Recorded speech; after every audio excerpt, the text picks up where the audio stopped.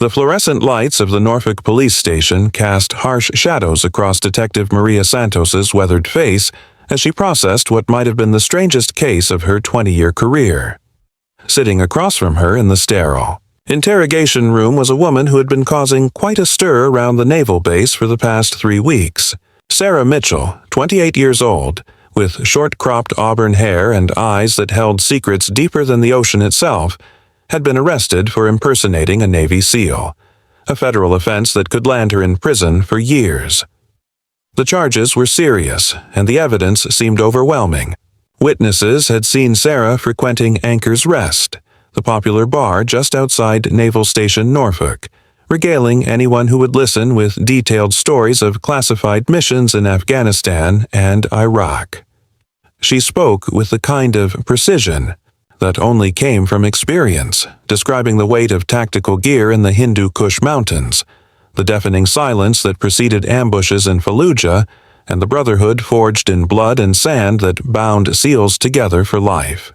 Her stories were so vivid, so emotionally raw, that even seasoned veterans found themselves hanging on every word. But Sarah Mitchell had never served in the military. At least that's what every database, every record, and every background check indicated. Her Social Security records showed a childhood spent bouncing between foster homes in rural Alabama, followed by a series of dead-end jobs that barely kept her afloat. There was no mention of boot camp, no record of deployment, no trace of the woman who could describe the exact sound a Humvee makes when it hits an IED with such haunting accuracy that it brought tears to the eyes of actual combat veterans. The investigation had begun when Chief Petty Officer Rodriguez, a genuine SEAL with 3 tours under his belt, overheard Sarah describing a mission that sounded suspiciously similar to one he had participated in.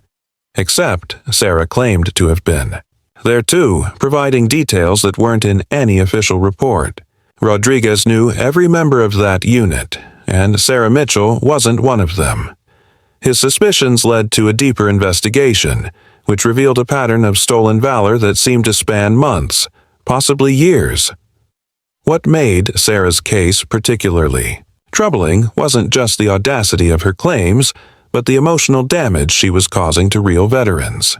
At the American Legion post where she sometimes appeared, wearing a faded Navy t-shirt and speaking with quiet authority about things no civilian should know, she had become a beacon of hope for struggling veterans dealing with PTSD and survivors' guilt.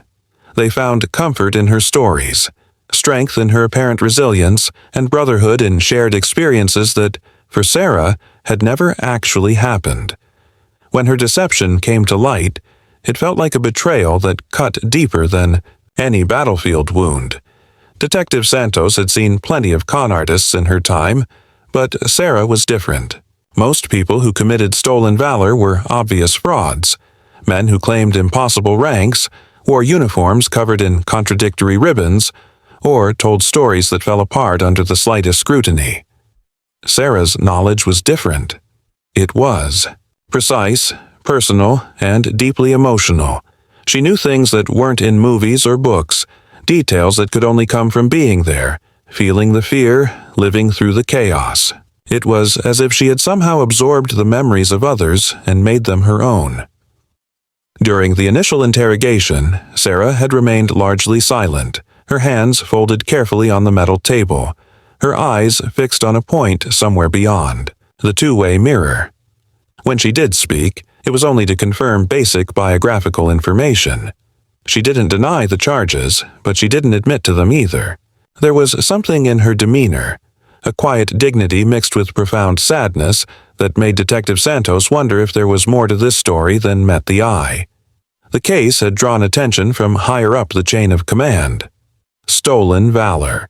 Cases always did, especially when they involved Navy SEALs. The reputation of the teams was sacred, built on sacrifice and honor that couldn't be purchased or pretended. Every false claim diminished the achievements of those who had earned the trident through blood, sweat, and loss. The Navy took these cases personally, and they wanted Sarah Mitchell prosecuted to the fullest extent of the law.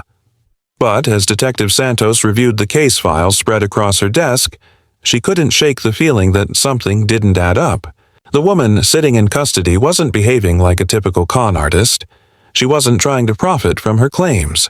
She had refused free drinks, declined offers of money, and never asked for anything in return for her stories.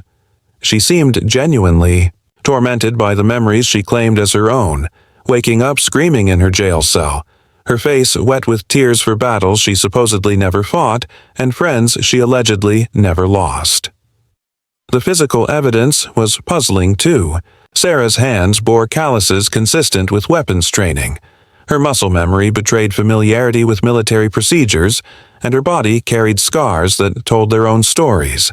A faded mark on her shoulder that looked suspiciously like shrapnel damage, a surgical scar on her abdomen that could have been from battlefield medicine. But none of it was in any medical records that could be traced to military service. It was as if Sarah Mitchell existed in two realities simultaneously, one where she was a forgotten foster child from Alabama, and another where she was a warrior, who had seen more combat than most career soldiers. The mystery deepened when the Naval Criminal Investigative Service got involved. Special Agent Jennifer Torres, a former Marine intelligence officer with a reputation for getting to the truth no matter how deeply it was buried, took over the military aspects of the case. She had handled dozens of stolen valor cases, and she prided herself on her ability to spot a fraud within minutes of meeting them. But Sarah Mitchell presented challenges that Torres had never encountered before. During their first interview, Torres employed standard interrogation techniques designed to expose inconsistencies in fabricated military stories. She asked about specific dates, unit designations, and operational details that would trip up most imposters. But Sarah's answers were flawless. More than flawless, they were emotionally authentic in ways that couldn't be faked. When Torres mentioned the name of a fallen SEAL from a classified operation, Sarah's reaction was visceral and immediate. Tears came unbidden, her breathing quickened, and for a moment, she seemed to be reliving a loss so profound that it threatened to consume her. Torres found herself in the uncomfortable position of believing someone she knew had to be lying.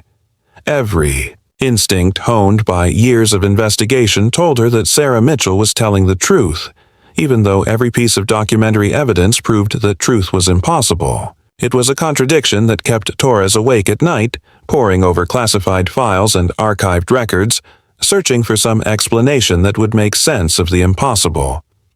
The media attention surrounding the case only made things more complicated. Local news stations picked up the story, painting Sarah as either a dangerous fraud who was betraying American heroes or a troubled young woman who needed help rather than punishment.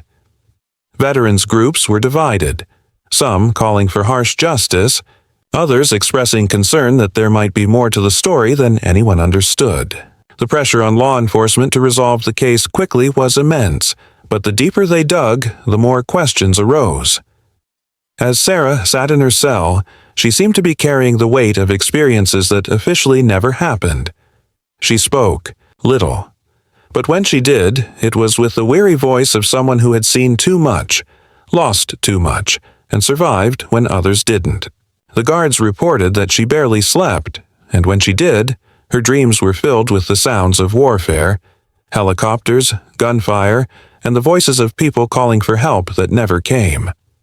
The case was scheduled to go before Admiral Richardson, the commanding officer of Naval Special Warfare Command, who would determine the military's official response to Sarah's alleged crimes. Richardson was known for his zero-tolerance policy toward stolen valor, and everyone expected him to push for the maximum penalty allowable under law. But first, he wanted to see the suspect for himself, to look into the eyes of the woman who had dared to claim the honor that so many of his sailors had died to earn. What no one knew, as Sarah Mitchell was transferred from the county jail to the naval base for her meeting with Admiral Richardson, was that her right shoulder bore a tattoo that would change everything. Hidden beneath the orange jumpsuit that marked her as a federal prisoner was ink that told a story more impossible than any lie, more unbelievable than any truth. It was a mark that connected her to shadows and secrets, two operations that officially never existed, and heroes whose names were carved in black granite instead of history books. The tattoo was small and would have been invisible to anyone who wasn't looking for it, but Admiral Richardson would recognize its significance immediately, because he bore the same mark, earned in the same place. During operations that were so classified, they had been erased from official records but never forgotten by those who lived through them. The ink would prove that Sarah Mitchell's impossible memories were real, that her stolen valor was actually earned honor, and that sometimes the most unbelievable truth is hidden behind the most obvious lie. Conference room at Naval Special Warfare Command felt colder than usual as Admiral James Richardson reviewed the thick manila folder containing everything the investigators had compiled on Sarah Mitchell. At 58, Richardson had seen enough. Classified operations, buried secrets, and impossible situations to know that the truth was often stranger than fiction. But this case challenged even his experienced perspective on the shadows where legitimate military operations intersected with deniable activities that never officially existed.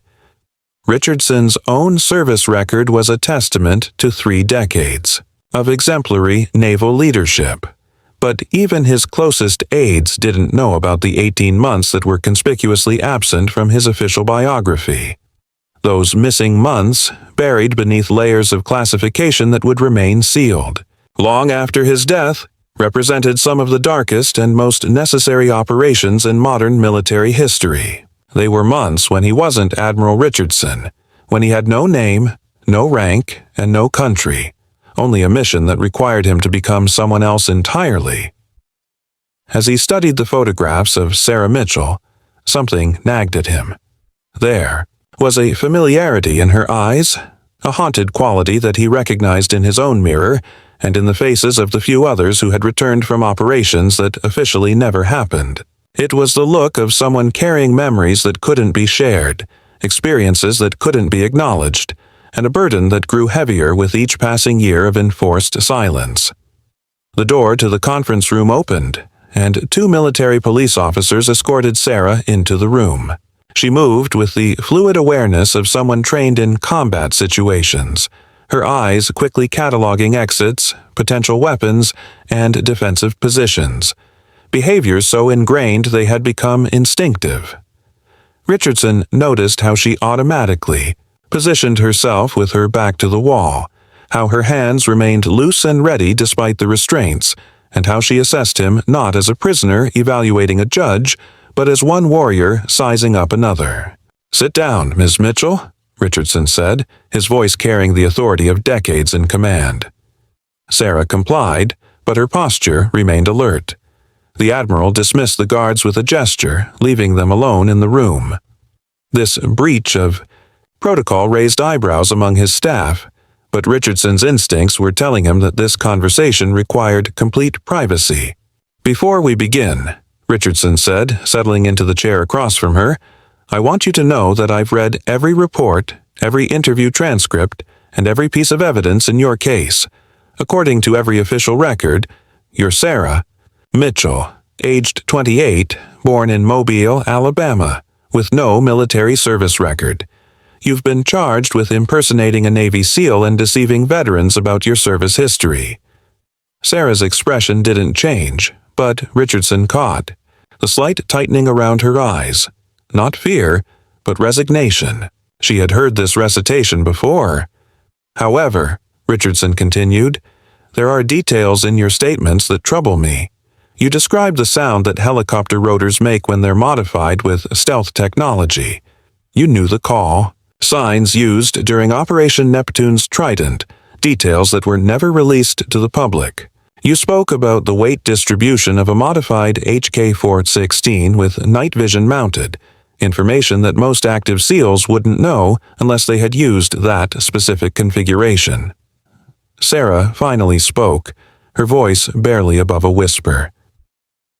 "I know you don't believe me, Admiral. I wouldn't believe me either.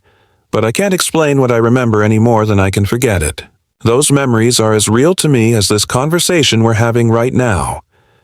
Richardson leaned back in his chair, studying her carefully. "Tell me about the tattoo on your right shoulder." The reaction was immediate and electric. Sarah's entire body went rigid. Her breathing stopped for a moment, and her eyes widened in a mixture of shock and something that looked almost like relief. It was the response of someone who had been carrying a secret so long that even the possibility of sharing. It was overwhelming. "How do you—" She started, then stopped herself. Her hands moved instinctively toward her shoulder, as if to protect something precious hidden beneath the prison jumpsuit.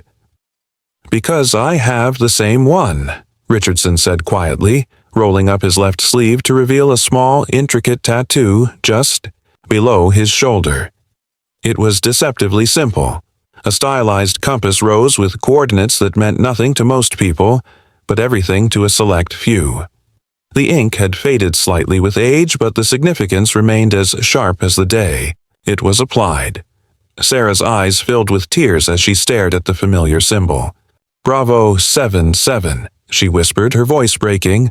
"Operation Black Current. You were there." The words hit Richardson like a physical blow. Operation Black Current was so classified that even thinking about it felt like treason. It was an operation that had never happened, conducted by people who didn't exist in a place that wasn't on any map. The tattoo was more than ink. It was a blood oath among the survivors, a permanent reminder of what they had sacrificed and what they could never speak about. "That's impossible," Richardson said, but his voice lacked conviction. Black Current was run entirely by Naval Special Warfare Development Group. The entire team was— There were no female operators. "No," Sarah agreed. "There weren't. Officially." She began unbuttoning the top of her jumpsuit, revealing the edge of the same compass rose tattoo Richardson bore, but hers was different. Beneath the compass were initials that made Richardson's blood run cold.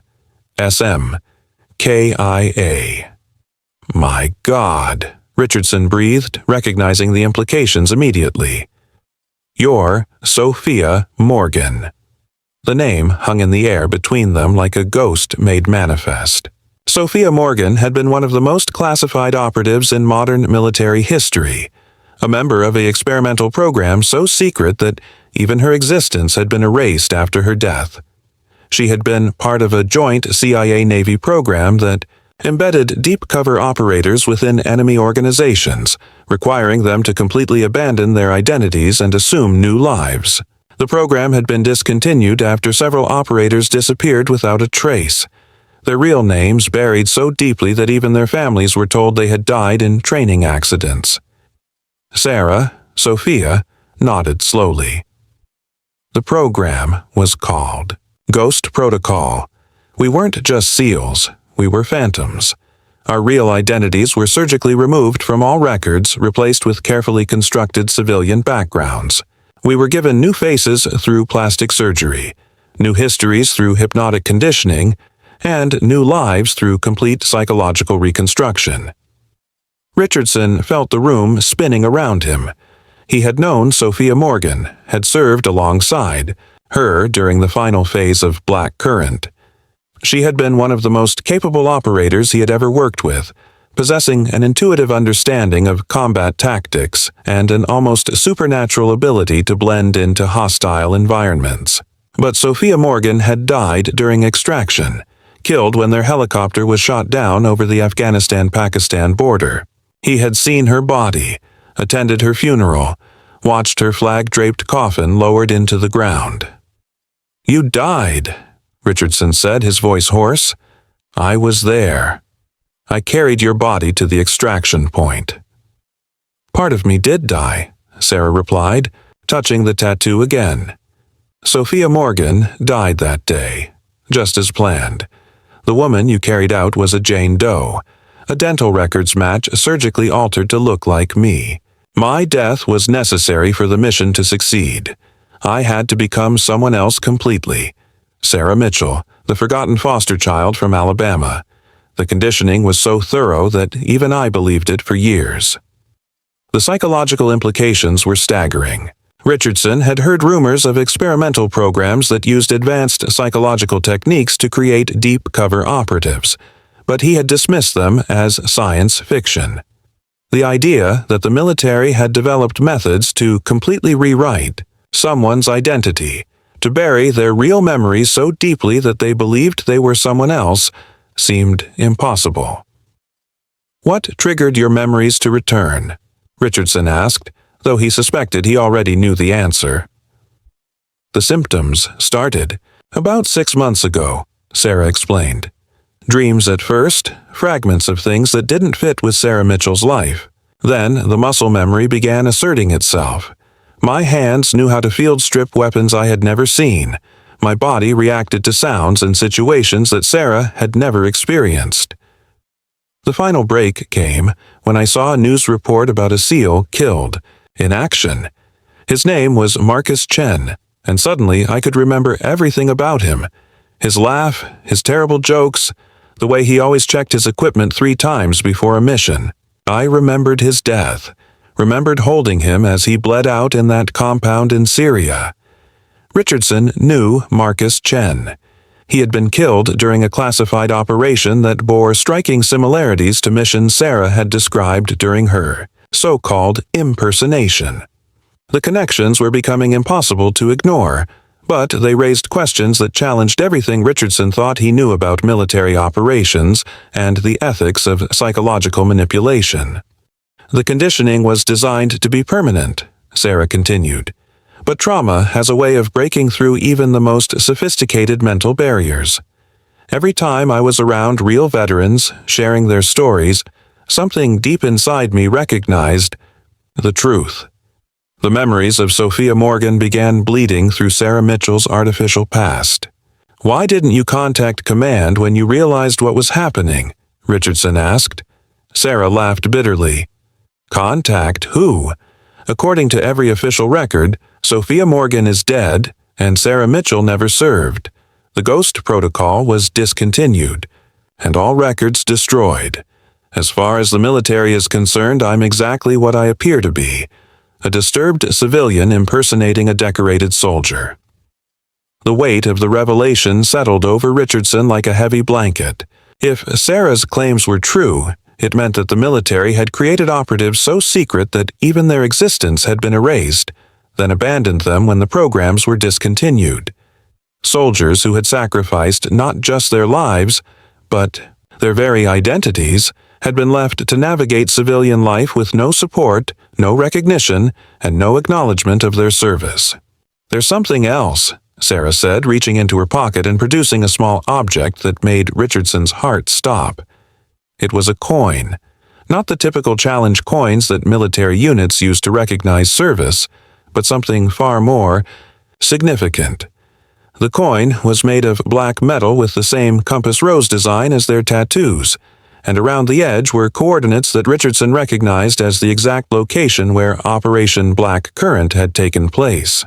"Where did you get that?" Richardson demanded. "I've always had it," Sarah replied. "Even when I was fully conditioned as Sarah Mitchell, I kept this coin without knowing why. Something inside me refused to let go of it completely." Richardson pulled out his own identical coin, the metal warm from years of being carried in his pocket. Only 7 of these coins had ever been made, one for each survivor of Black Current. Seeing Sarah's coin confirmed what his heart was beginning to accept, that the impossible was true, that the dead had returned, and that the military had been harboring secrets darker than he had ever imagined. The implications of Sarah's return from the psychological grave were enormous. If one Ghost Protocol operative had surfaced, there might be others, men and women living civilian lives with no memory of their true service, their sacrifices forgotten even by themselves. The ethical questions were staggering.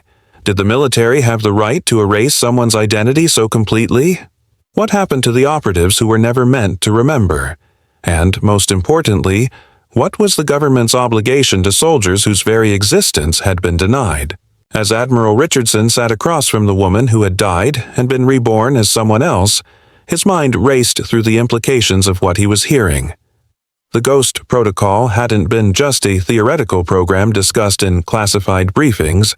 It had been real, implemented and apparently successful enough to completely fool even those who had known its subjects personally. But success in intelligence operations often came at a cost that wasn't calculated until years later, when the human wreckage of necessary decisions finally surfaced. "Sophia," Richardson said, testing the name that felt both familiar and foreign. "Do you remember Dr. Elizabeth Kane?" The reaction was immediate and visceral. Sarah's, Sophia's, entire body convulsed as if she had been struck by lightning. Her eyes rolled back, her breathing became rapid and shallow, and for a terrifying moment, Richardson thought she might be having a seizure. When her eyes focused again, they held a terror so profound that Richardson instinctively reached across the table to steady her. "The architect," Sophia whispered, her voice barely audible. "She was the one who took me apart and put me back together wrong." Dr. Elizabeth Kane had been a pioneer in psychological conditioning, a brilliant psychiatrist whose work on memory manipulation and identity reconstruction had been both groundbreaking and deeply controversial. Her theories on compartmentalized consciousness and artificial personality implantation had been largely theoretical until the military provided her with volunteers from the most elite special operations units, soldiers who were willing to sacrifice everything, including their sense of self, for their country. "The process took months," Sophia continued, her voice growing stronger as the memories crystallized. "First, they used a combination of drugs and sensory deprivation to break down my existing personality structure. They called it cognitive demolition, systematically destroying every aspect of who I was, every memory that made me Sophia Morgan. Then they rebuilt me from the ground up as Sarah Mitchell, complete with false memories, manufactured emotional responses, and even physical conditioning to change my mannerisms and speech patterns." Richardson had read classified reports about experimental psychological programs, but hearing about them from someone who had experienced them was entirely different. The clinical language of the reports hadn't conveyed the human cost of turning a person into a living weapon by destroying their identity and rebuilding them as someone else. "The most insidious part," Sophia said, "was that they made Sarah Mitchell's life deliberately tragic. The foster care system, the dead-end jobs, the loneliness, all of it was designed to create a personality that was isolated, forgettable, and psychologically fragile. Sarah Mitchell was built to be invisible, someone whose disappearance wouldn't be noticed or investigated. She was the perfect disposable identity."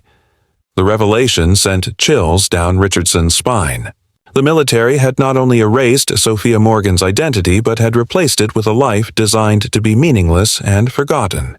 It was psychological warfare turned inward, practiced on their own soldiers with a ruthlessness that made conventional torture seem merciful by comparison. "How many others were there?" Richardson asked, though he dreaded the answer. 12 of us in the final program," Sophia replied. "We called ourselves the Ghosts, though that wasn't the official designation. We were all volunteers, though I sometimes wonder if we truly understood what we were volunteering for. The conditioning was so complete that we couldn't remember our real identities even under extreme duress. It was the ultimate insurance policy against interrogation. We couldn't reveal secrets we didn't remember having." Richardson's mind immediately went to the practical implications. If there were 11 other operatives like Sophia scattered across the country, living as civilians with no memory of their service, they represented both an incredible security risk and a moral crisis. These were soldiers who had sacrificed not just their lives, but their very souls for their country, only to be abandoned when their usefulness ended. "Do you know what happened to the others?" Richardson asked. Sophia's expression grew darker. 3 of them died during operations. Real deaths, not staged ones like mine. 2 more were killed when their conditioning began to break down and they became security risks. As for the rest... She paused, seeming to struggle with memories that were still fragmentary and painful. "I think some of them are still out there, living as their cover identities without knowing who they really are. But I suspect others have been retired." The euphemism hung in the air like poison. Richardson knew what retired meant in the context of covert operations, and the thought that the military might have assassinated its own soldiers to protect classified programs was almost too horrible to contemplate. "There's something else you need to know," Sophia continued. "The Ghost Protocol wasn't discontinued because it was unsuccessful. It was shut down because Dr. Kane discovered something that terrified even her: the process of completely rewriting someone's identity created unforeseen complications. Some operatives began developing multiple personality disorders, with their original identities and their artificial ones existing simultaneously. Others experienced complete psychological breaks when their conditioning failed suddenly. Richardson remembered reading about a series of unexplained incidents in the years following the program's closure: veterans who had committed violent crimes with no apparent motive, civilians who had displayed extraordinary military skills during emergency situations, and a disturbing number of suicides among people with no known connection to the military. Now he wondered if these incidents had been the result of failed conditioning from the Ghost Protocol. But the worst part, Sophia said, her voice dropping to almost a whisper, was what Dr. Kane discovered about the long-term effects of identity replacement. She found that completely erasing someone's personality doesn't just affect their memories, it damages their soul. We weren't just different people after the conditioning, we were broken people. The artificial personalities were hollow shells that could function but couldn't truly live. The psychological implications were staggering. If the Ghost Protocol had created soldiers who were essentially walking mental casualties, then the military had committed atrocities against its own people that rivaled anything done by enemy forces. They had taken volunteers who trusted their country and turned them into something less than human. "How did you survive it?" Richardson asked. "How did you maintain enough of yourself to eventually remember?" Sophia touched the tattoo on her shoulder again, and Richardson noticed that her fingers were trembling. "Love," she said simply. "There was someone during my time as Sophia Morgan, another SEAL named David Chen, Marcus's brother. We had something that went deeper than the conditioning, could reach. Even after I became Sarah Mitchell, part of me remembered the feeling of being loved, even if I couldn't remember who had loved me." Richardson felt his heart clench. David Chen had been killed in action 6 months after Sophia's supposed death, during a mission that everyone assumed was revenge-motivated. Now, Richardson wondered if David had known something about Sophia's survival and had been silenced to protect the program. "The memories started coming back when I saw the news about Marcus's death," Sophia continued. "Something about the way he looked reminded me of David, and suddenly I could remember everything about both brothers. The grief was so overwhelming that it shattered the conditioning completely. Sarah Mitchell's artificial personality couldn't contain the real emotions that belonged to Sophia Morgan." The story was becoming clearer, but it raised questions that Richardson wasn't sure he wanted answered. If the Ghost Protocol had created soldiers whose conditioning could be broken by emotional trauma, then every operative who had been conditioned represented a potential security breach. The program hadn't just been discontinued, it had created a time bomb of psychological instability that could explode at any moment. "There's more," Sophia said, seeming to read his thoughts. "The conditioning wasn't designed to be permanent. Dr. Kane built in what she called activation triggers, specific stimuli that could restore an operative's original identity if their cover was blown or if they needed to be recalled for another mission. The problem was that these triggers could also be activated accidentally." Richardson's blood ran cold. What kind of triggers? Songs, images, phrases, anything that had deep emotional significance to the original personality. Dr. Kane believed that she could use these triggers to bring operatives back when needed, but she didn't account for the psychological damage that would result from having two complete identities existing in the same mind. The implications were terrifying. If there were still Ghost Protocol operatives living as civilians, any random encounter with their activation triggers could cause them to suddenly remember their military training and classified knowledge. They could become security risks without warning, or worse, they could suffer complete psychological breakdowns that would require them to be silenced permanently. "Admiral," Sophia said, leaning forward with an intensity that reminded Richardson of the soldier she had once been. "I need you to understand something. I'm not the same person who died as Sophia Morgan, and I'm not really Sarah Mitchell either. I'm something new, something that shouldn't exist. The conditioning created a hybrid personality that has access to both sets of memories, but belongs fully to neither identity." Richardson studied her face, seeing the truth in her eyes. The woman sitting across from him was indeed something unprecedented. A living ghost who had returned from psychological death but couldn't fully return to life. She was caught between two identities, two sets of memories, and two different understandings of who she was supposed to be. "What do you want from me?" Richardson asked. "I want the truth to come out," Sophia replied. "Not just about me, but about all of us. The other ghosts deserve to know who they really are, even if that knowledge destroys them. And the families of the soldiers who were conditioned deserve to know that their loved ones didn't just die. They were murdered psychologically and then abandoned by the very country they served." Richardson understood the magnitude of what she was asking. Exposing the Ghost Protocol would create a scandal that could destroy careers, topple administrations, and fundamentally change how Americans viewed their military. But he also knew that she was right. The truth had a way of surfacing eventually, and it was better to face it honestly than to let it explode unexpectedly. "There will be people who want to silence you," Richardson warned. "The Ghost Protocol may be officially discontinued, but there are still people in power who were involved in its creation. They won't want their participation exposed." Sophia smiled grimly. "Let them try. I've already died once for my country. I'm not afraid to do it again if that's what it takes to honor the memory of the soldiers whose identities were stolen." Richardson realized that he was at a crossroads that would define the rest of his career and possibly his life. He could choose to protect the system that had made him an admiral, or he could choose to protect the soldiers who had been betrayed by that same system. The choice should have been difficult, but as he looked at the woman who had been sacrificed on the altar of national security, he knew what he had to do.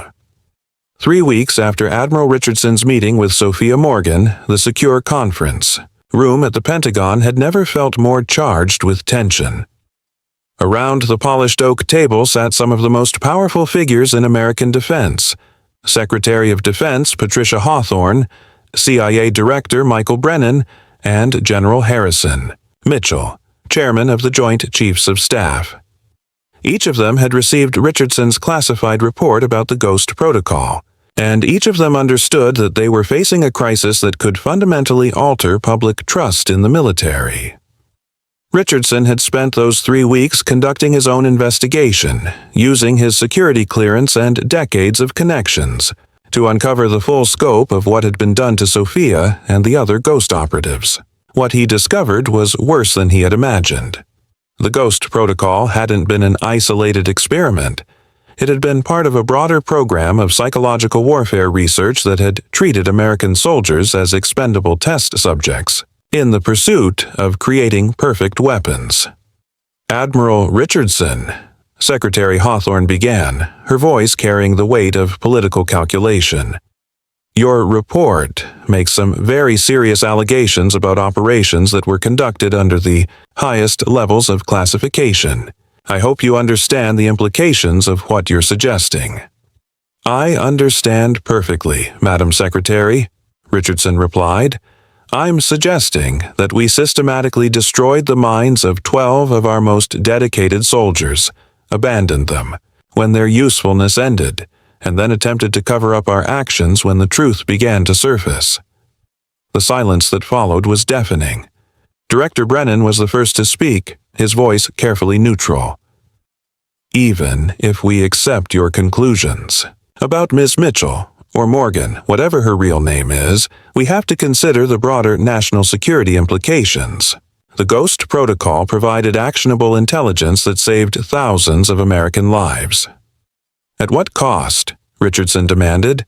We turned human beings into disposable weapons, erased their identities, and then threw them away like broken equipment. How is that different from what our enemies do to prisoners of war?" General Mitchell leaned forward, his weathered face grim.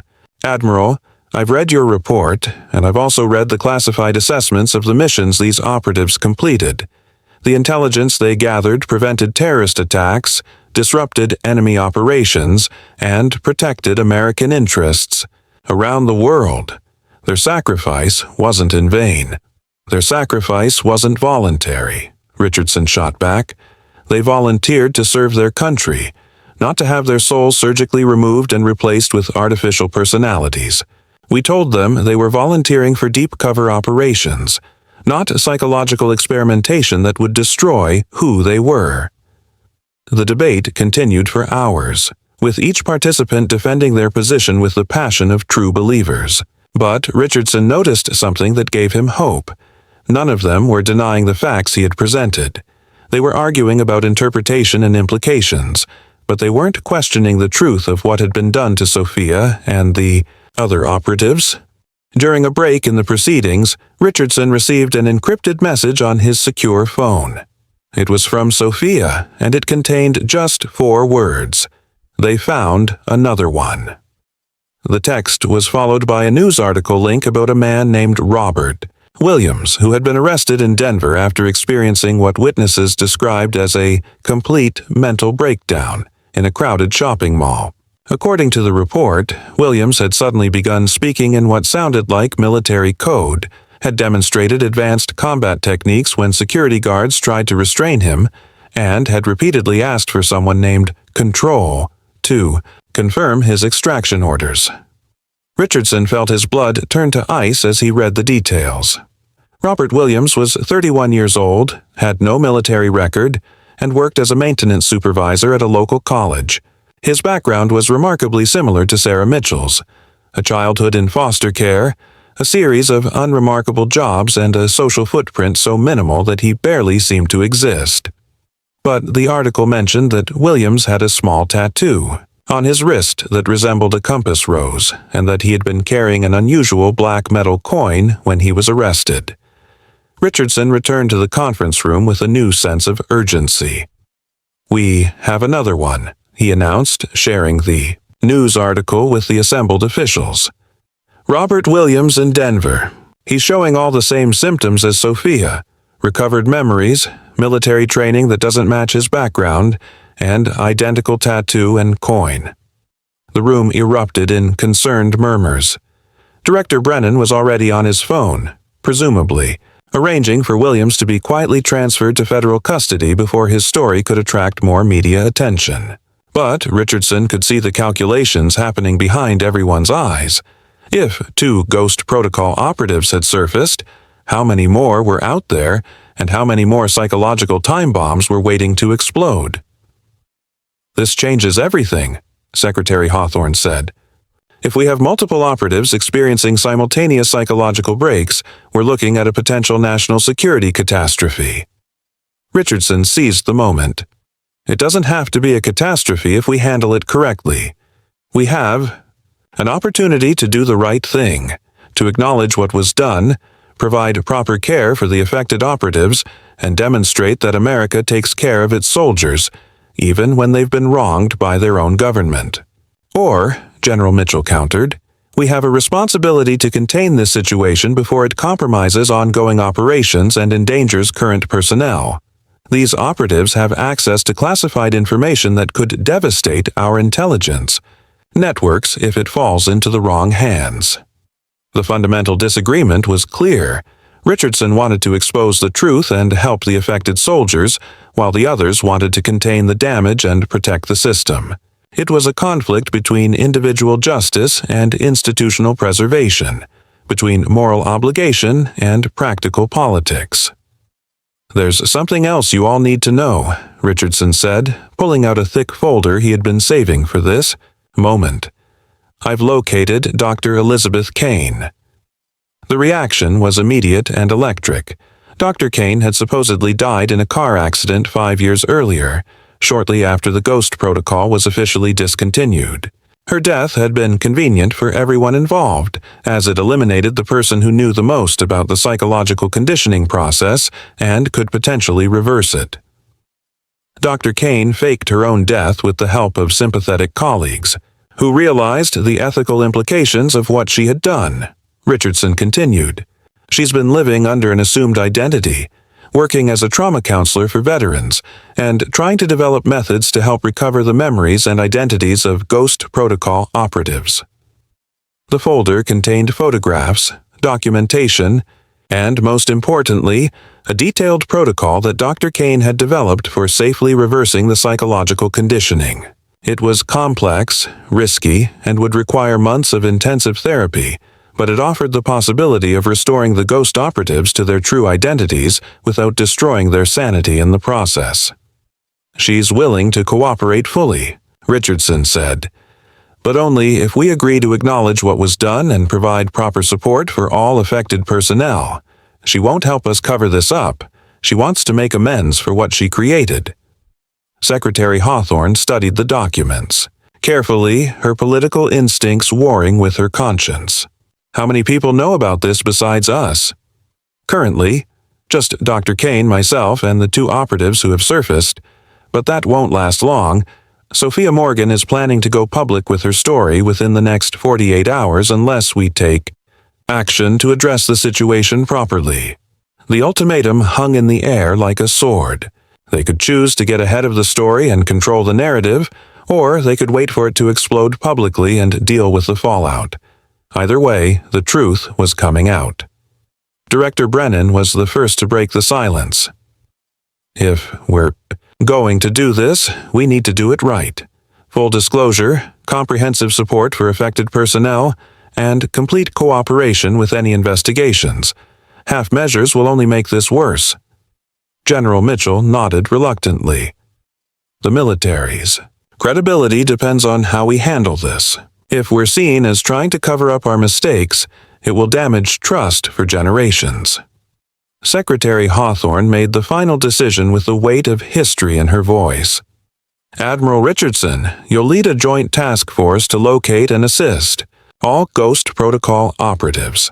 Dr. Kane will be given full immunity and resources to develop recovery protocols, and will prepare a public disclosure that acknowledges what was done while emphasizing our commitment to making it right." 6 months later, Sophia Morgan stood at the podium in the Pentagon press briefing room, her Navy dress uniform restored, to her medals gleaming under the television lights. The trident pin on her chest was real, earned through sacrifice that no one could question.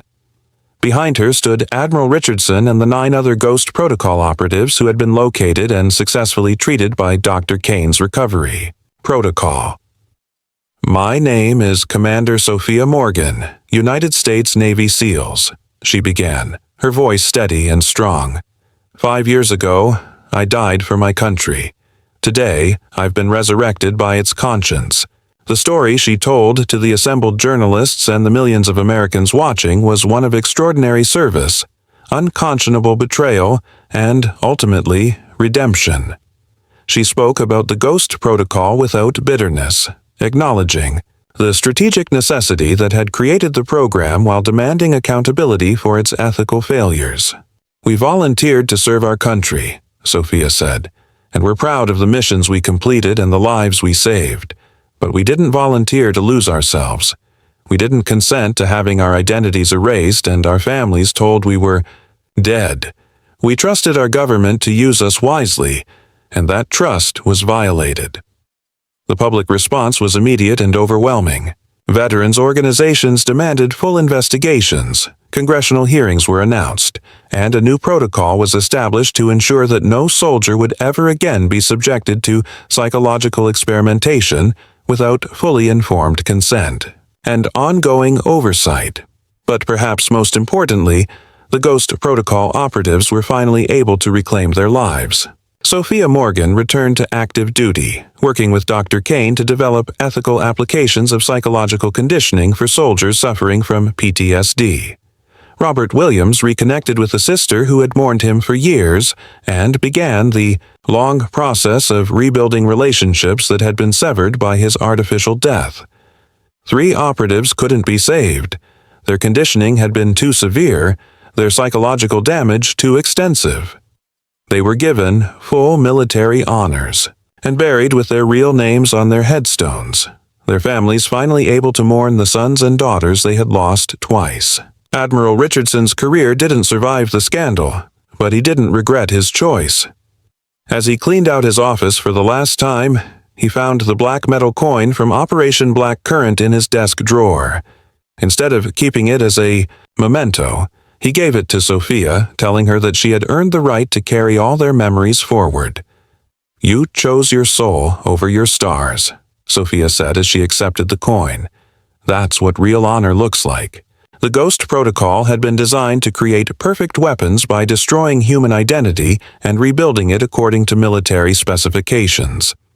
In the end, it proved that some things, love, conscience, and the unbreakable core of human identity, couldn't be engineered away.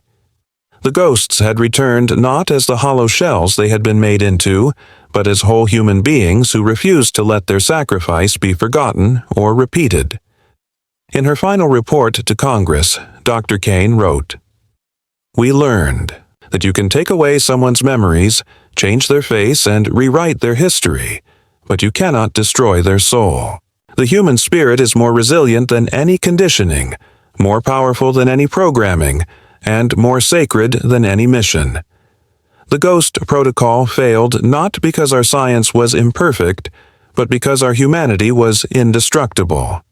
The compass rose tattoos that had once marked them as ghosts became symbols of resurrection, reminders that even the deepest deaths could be overcome by the simple, revolutionary act of remembering who you really are.